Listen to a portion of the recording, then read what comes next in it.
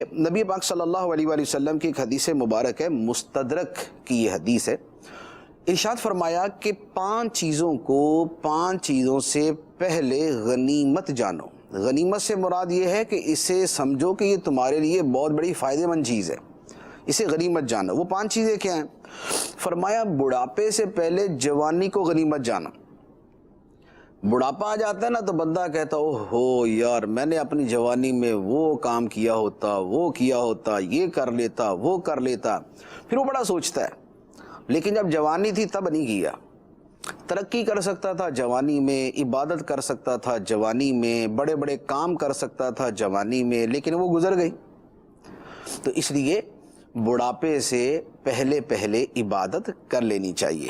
بڑھاپے میں بھی کرنی چاہیے، لیکن جوانی میں عبادت ہوگی تو بڑھاپے میں ہوگی، ورنہ بڑھاپے میں کمزوری کی وجہ سے کچھ ہو نہیں سکے گا۔ دوسری بات فرمائی کہ بیماری سے پہلے صحت کو غنیمت جانو۔ تندرست ہو تو بہت کچھ کر سکتے ہو، بیمار پڑ گئے تو بستر پہ لیٹے رہو گے، کچھ بھی نہیں کر سکو گے۔ لہذا بیماری سے پہلے صحت کو اللہ کی نعمت جان کے اس سے جتنا فائدہ اٹھا سکتے ہیں وہ اٹھا لیں، یہ دوسری بات۔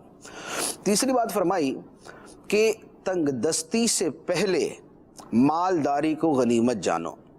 وہ کیسے؟ کہ مال ہے، اسے اچھے کام میں استعمال کر سکتے ہیں، اس سے اچھی چیزیں کر سکتے ہیں، اسے غریبوں پہ خرچ کر سکتے ہیں، اس سے آخرت کا سامان بنا سکتے ہیں، اس سے اپنا دنیا کا کچھ بنا سکتے ہیں تو بنا لے۔ تنگ دستی آ گئی تو ساری چیزوں سے جاتے رہیں گے۔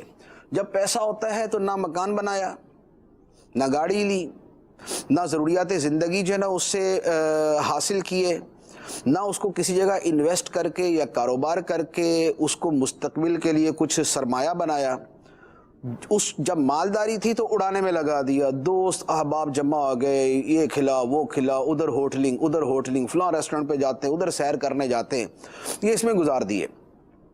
اور جب مالداری ختم ہو گئی اور غربت کا زمانہ آیا، اب نہ گھر ہے، نہ گاڑی ہے، نہ کاروبار ہے، نہ آسائش زندگی ہے اور نہ کچھ اور ہے۔ اور اس کے لیے میں آپ کو مثال دوں گا، اخبار میں آپ نے پڑھا ہوگا کہ بڑے بڑے جو پیسے والے لوگ ہوتے ہیں، خبریں چھپی ہوتی ہیں کہ قسمہ پرسی کے عالم میں دنیا سے گزر گئے، حکومت سے مالی تعاون کی اپیل ہے۔ لیکن بھائی صاحب کو بھی تو سمجھ ہونی چاہیے تھی نا کہ جب ان کو پیسہ مل رہا تھا، جب ان کو سارا کچھ ان کے پاس تھا تو اس زمانے میں کچھ اس کو ڈھنگ کی جگہ پہ لگا بھی دیتے، لیکن انہوں نے جو کیا سو کیا۔ لیکن اگر اس پہ عمل کیا ہوتا کہ رزق حلال جب کماتے تھے تو اس رزق حلال کو صحیح جگہ پہ اس طرح استعمال کرتے کہ اس کے بڑھاپے اور اس کے مستقبل کے لیے وہ فائدہ مند ہوتا، دنیا کا مستقبل اور آخرت کا مستقبل۔ تو لہذا تنگ دستی سے پہلے مالداری کو غنیمت جانو، اڑانے میں نہیں لگائیں، پہلے مستقبل بنا لے اور اس کے بعد پھر اس کو اپنے جو جائز خواہشات ہیں ان کے پورا کرنے میں لگا دیں، اور اس سے زیادہ اپنی آخرت کا سرمایہ تیار کرنے میں اسے استعمال کر لیں۔ تو تیسری بات فرمائی کہ تنگ دستی سے پہلے مالداری کو غنیمت جان۔ اچھا، چوتھی بات جو ارشاد فرمائی وہ ہے جو آج کل کی صورتحال پہ ذرا زیادہ منطبق ہو رہی ہے۔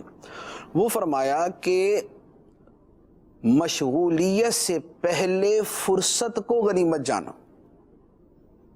مصروفیت سے پہلے فرصت کو، فراغت کو غنیمت جانا۔ آج کل فراغت ہے، فرصت ہے، کام اتنے ہیں نہیں، خاص طور پہ جو اسکول، کالج، یونیورسٹی، مدرسہ، جامعہ ان شعبوں سے وابستہ ہیں، یہ تو ٹوٹلی چھٹیوں پہ۔ اچھا، اس کے بعد جو سرکاری نوکریوں پہ ہیں وہ بھی چھٹیوں پہ، اس کے بعد جو پرائیویٹ اداروں میں کام کرتے ہیں وہ بھی آن اینڈ آف ایک فرصت کے لمحات گزار رہے ہیں۔ اب یہ فرصت موجود ہے، پھر مصروفیت ہو جائے گی، اس مصروفیت سے پہلے اس فرصت کو غنیمت جانیں۔ کیسے؟ اس کیسے کی تفصیل میں ابھی آپ کو عرض کرتا ہوں، لیکن اس سے پہلے حدیث مبارک کا جو 5واں حصہ ہے میں وہ آپ کو عرض کر دوں۔ 5واں حصہ یہ ہے، فرمایا کہ زندگی کو موت سے پہلے غنیمت جانا۔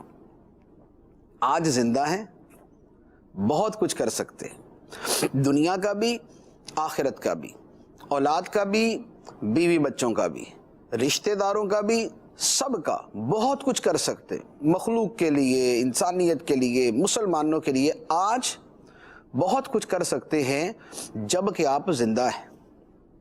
کوچ کر گئے تو کر گئے، اب نہیں کچھ ہو سکتا۔ تو لہٰذا موت سے پہلے زندگی کو غنیمت جانو کہ موت کے بعد بندہ ایک مرتبہ سبحان اللہ پڑھنے کے لیے ترسے گا کہ ایک موقع مل جائے، ایک مرتبہ سبحان اللہ کہہ لوں، ایک مرتبہ سبحان اللہ وبحمدہ سبحان اللہ العظیم کہہ لوں، ایک مرتبہ الحمدللہ کا کلمہ پڑھ لوں، کیونکہ یہ وہ کلمہ ہے جو میزان عمل کو قیامت کے دن جس میں اعمال تولے جائیں گے، یہ اس کے نیکیوں کے پلڑے کو ثواب سے بھر دے گا۔